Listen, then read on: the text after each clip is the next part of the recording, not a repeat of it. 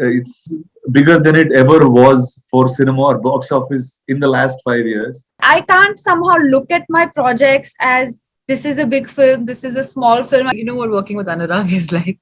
It's a very different experience from this. Cutting down trees and building parks there is the most beautiful thing to do. That was how we were conditioned, right? But because my first Hindi film was with Shah Rukh Khan, it's hard for me to compare. If we don't talk about environment now, we'll be in lockdown forever. So I think it's high time people talk about environment, nature, and making sure things are right. I can't understand. I mean, I used to believe in a cause so strongly that you choose to live your life like this. And for example, say Rajamouli is a mythology man.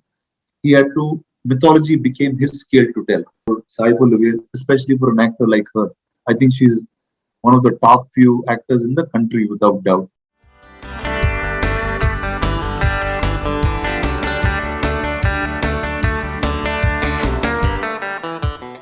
Rana, Shriya, and Zoya, welcome on Bollywood Hungama.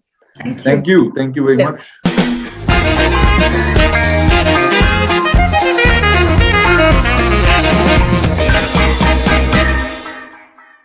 Congratulations for a fabulous trailer, first of all. I think it looks really good. The quality is as good as like anywhere in the world. So, Rana, tell me, but are you happy that I feel it's a big film? It's releasing in the sort of circumstances that it's finally releasing. Are you happy with it?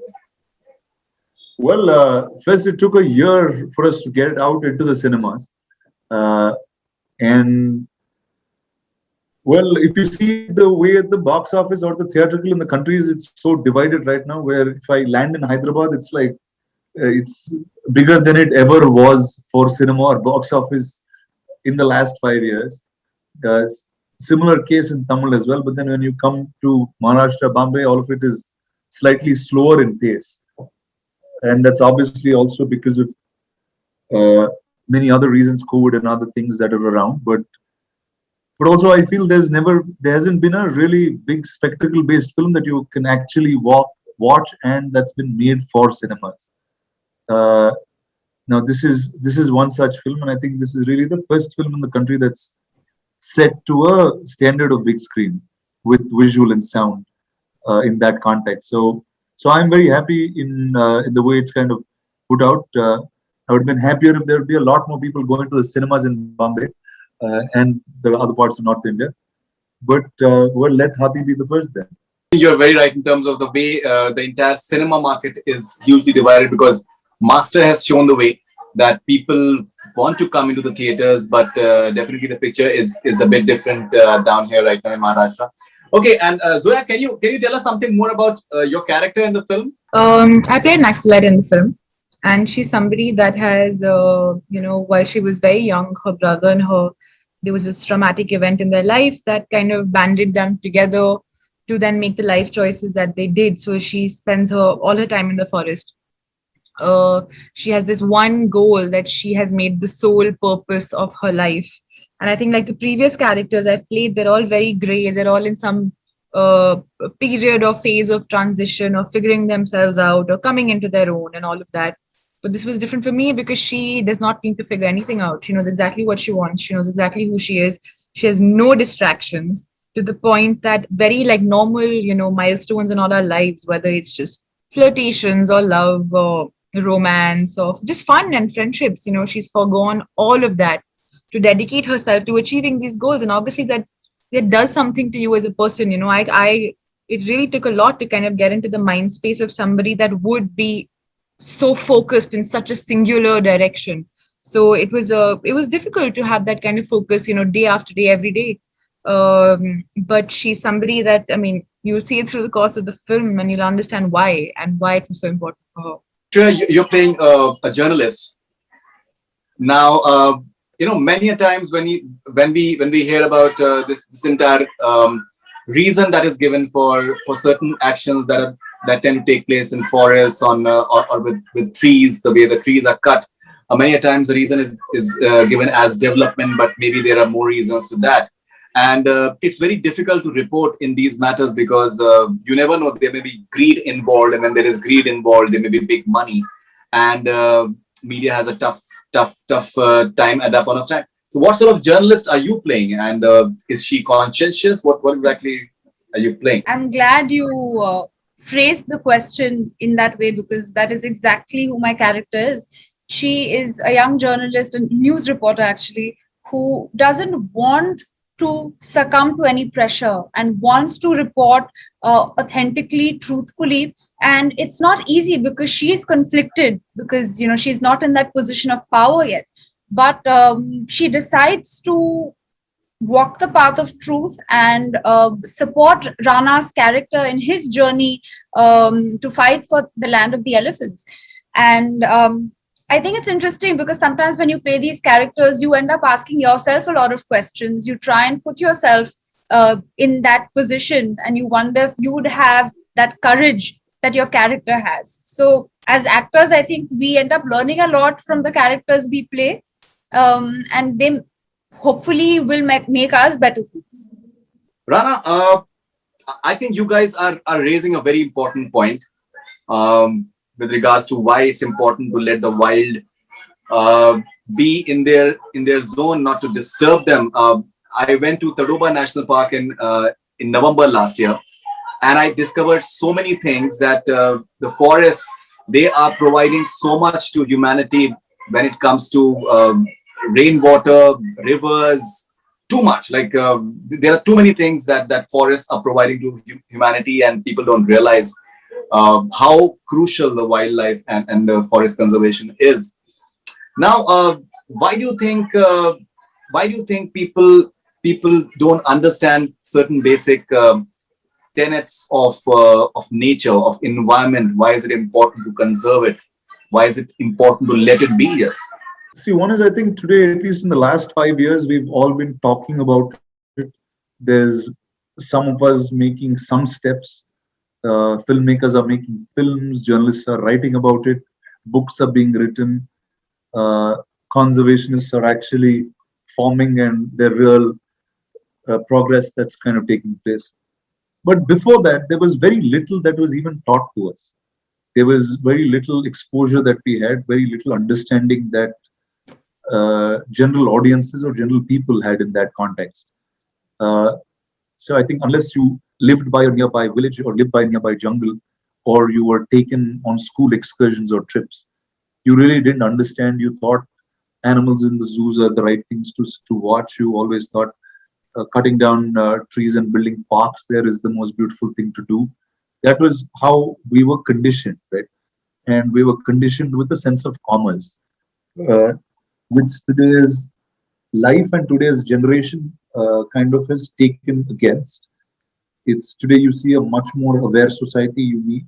If you meet kids who are 10 to 15 years old, all they will talk to you about is environment and environmental conservation. They know far more than what we do. And I think today in classes like classes 1, 2, and 3, they teach so much about environment, which I've never been taught growing up. So I think all of this together it's important for us to set that generation right. I mean, my tool is a film, our tool is film. We're using an action adventure film to tell this story of elephants and wildlife. You're from press, you use your medium. If you're a book writer, you use your medium. I think unless everyone uses their medium to talk about it, and then you won't really see change. For example, about 10 years ago was when 12 years ago was when the Save the Forest, Save the Tigers campaign started in India. And I remember WWF starting it. But 12 years later, we actually have a larger populations of tiger in this country than that we had 12 years ago. So change is very, very possible. It's just that all of us have to kind of be in the same loop about it. And this is our start. Haathi Mere Saathi is our start of showing the world how important the jungle and the animal is. And the beauty really was, whether you're 5 years, 50 years, whatever your age is, your relation with the jungle or the forest or the elephant never changes.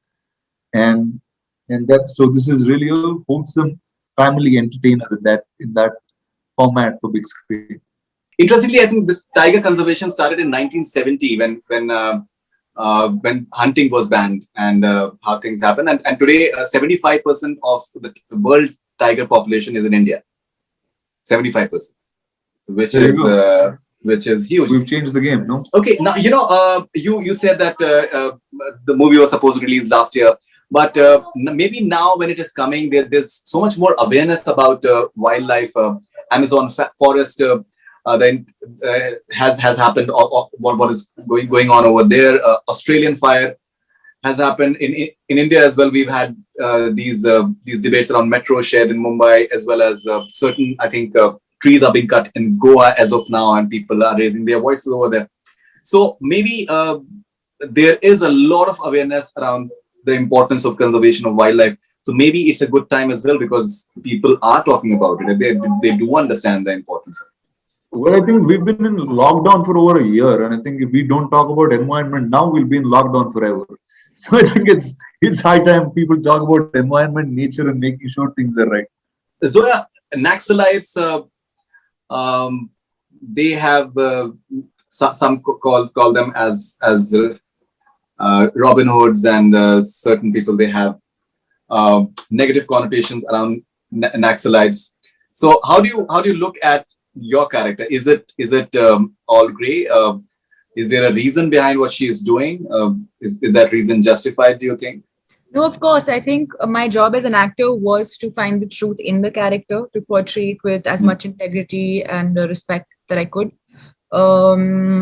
I think everybody's fighting for their own. I think everybody's circumstances are different. Even the reasons why within this world and ecosystem people make the choices that they do have to do with their own ecosystems and circumstances.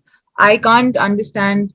I mean, I believe in a cause so strongly that you choose to live your life like this.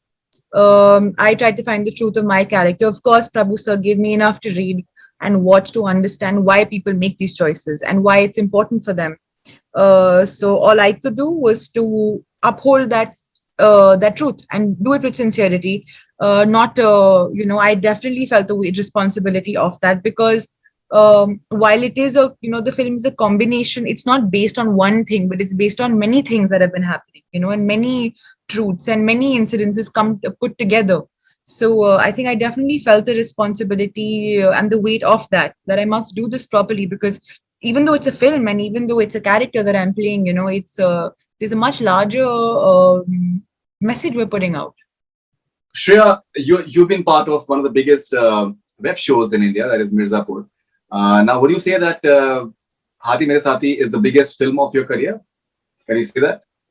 I mean, as of now, I would say I can't put it into any bracket because it's my first Tamil Telugu film. So in that context, as a trilingual film, I guess, yes, the reach of the film would be that much. But I can't somehow look at my projects as this is a big film, this is a small film. I mean, I'm not able to see it like that. But for me, this film holds great importance because it is my first foray in not just one, but two new languages.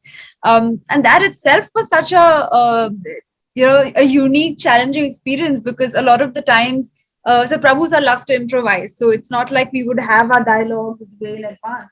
So initially it took a while to build the rhythm, because you would first have the Telugu writers come in, then the Tamil writers come in, and then the Hindi. So it was like literally every scene would be approached differently. And that was very interesting for me to observe, that some of the direction given in Telugu was different, not to me, but just overall scene wise, the graph of the scene.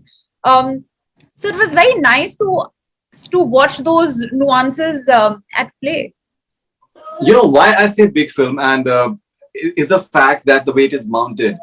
So when such a project is being put together, so you obviously understand that there will be a certain audience that is bound to watch it, and when you have a considerable amount of audience that is going to watch it, I think it does put a certain amount of responsibility or pressure or whatever you call it. 100%. And so I'm saying, वैसे आप international भी काम कर चुकी हैं, तो जाहिर सी बात है आपका ग्राफ बहुत बड़ा हो चुका है, लेकिन ये है कि in India, I feel for a film like this, especially because the subject is also so universal, and one is not just dubbing the film in different languages. We've actually spoken, we've not spoken gibberish. We've actually spoken the language. So like you rightly said, you're getting a different audience to also sort of watch you. So in terms of that mounting and that exposure, yes, it is perhaps bigger than what I have done before. But because my first Hindi film was with Shah Rukh Khan, it's hard for me to compare.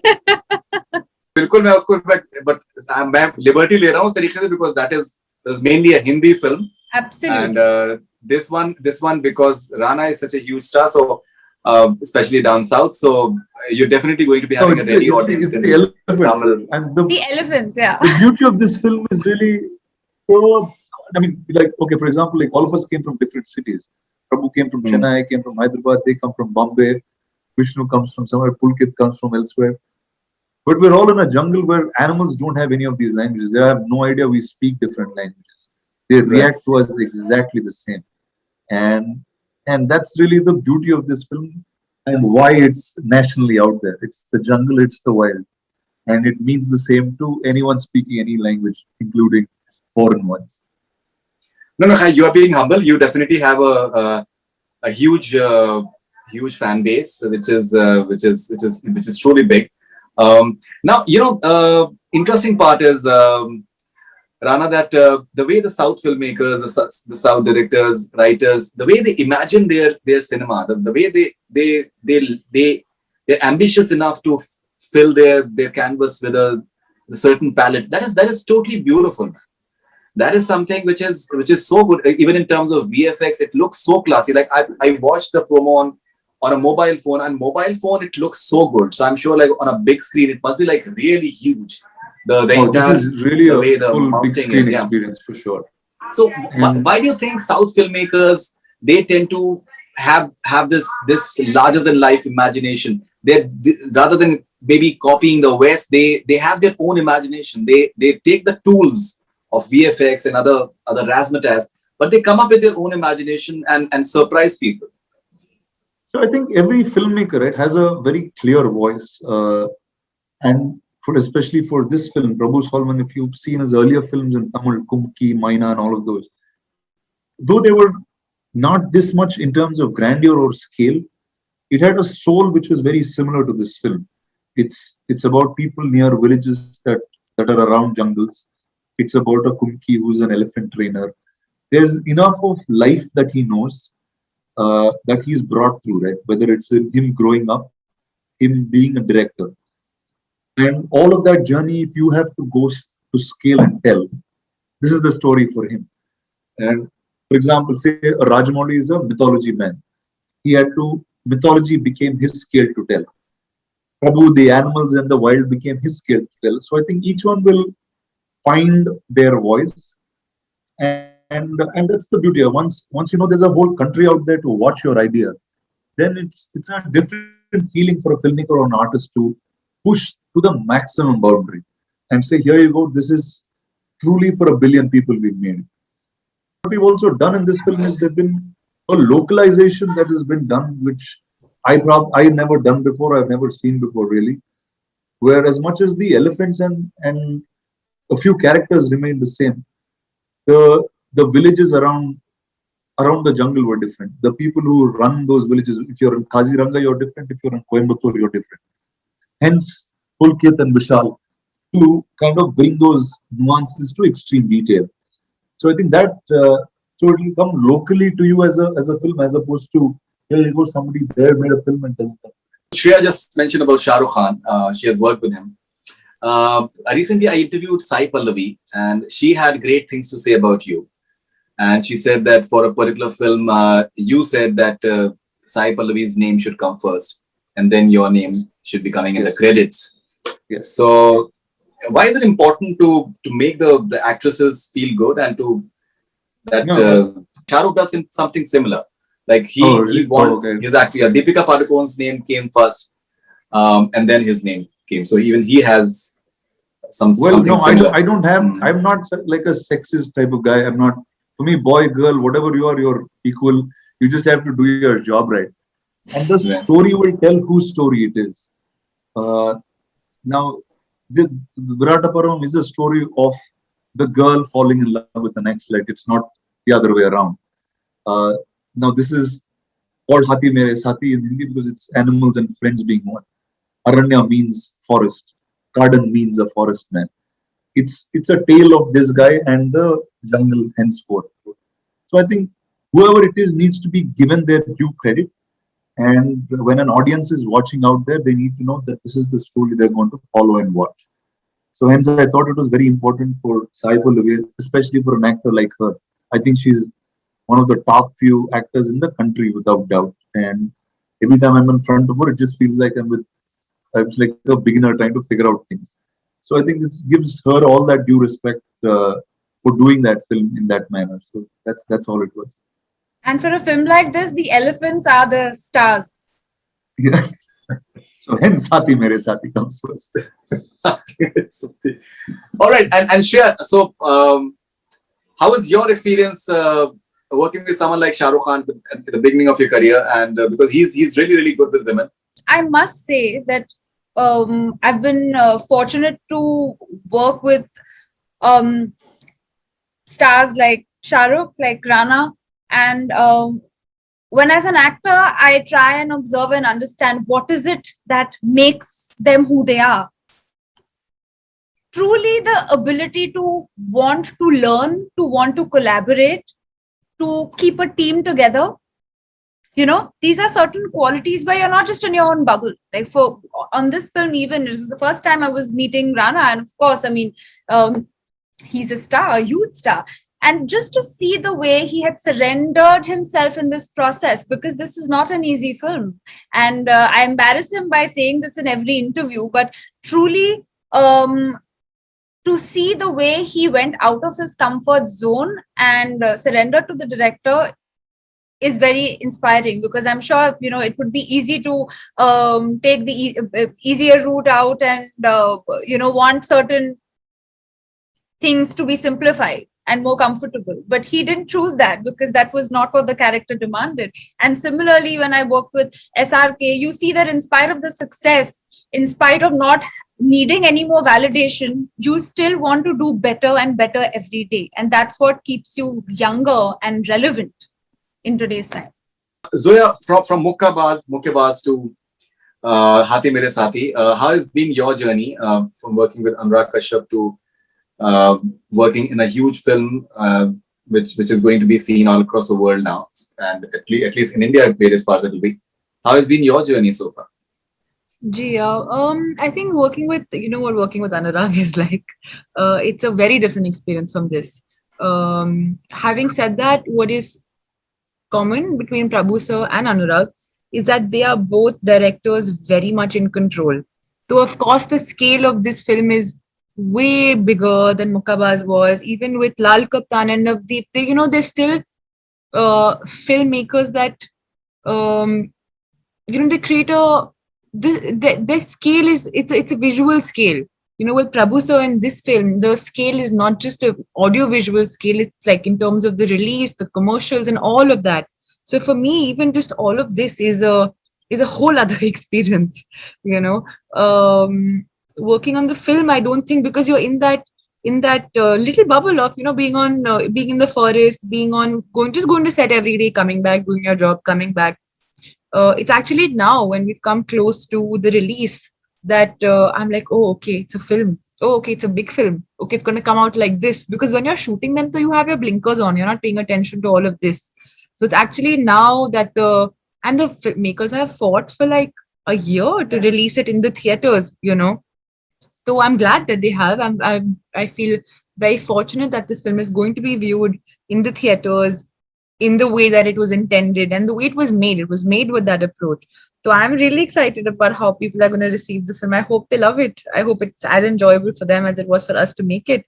And who knows what will happen. And at a time when there's so much content made for OTT, which is just going to keep evolving, this is one of those rare projects which is truly made for the big screen, because it's an audio visual immersive experience. So hence we urge people to take all precautions and fully enjoy the film in the theater. All right, so Rana, how do you look at the way forward for content in India? Cinema, OTT, television, how do you look at it now? I think one is, I can take examples from back home because our industry is fully started. We're busier than we ever were. Well, like currently, I'm shooting for two films right now. I have one for release, another one coming next month. I'm shooting currently, and every single actor, technician is working 3 times than what they ever did before.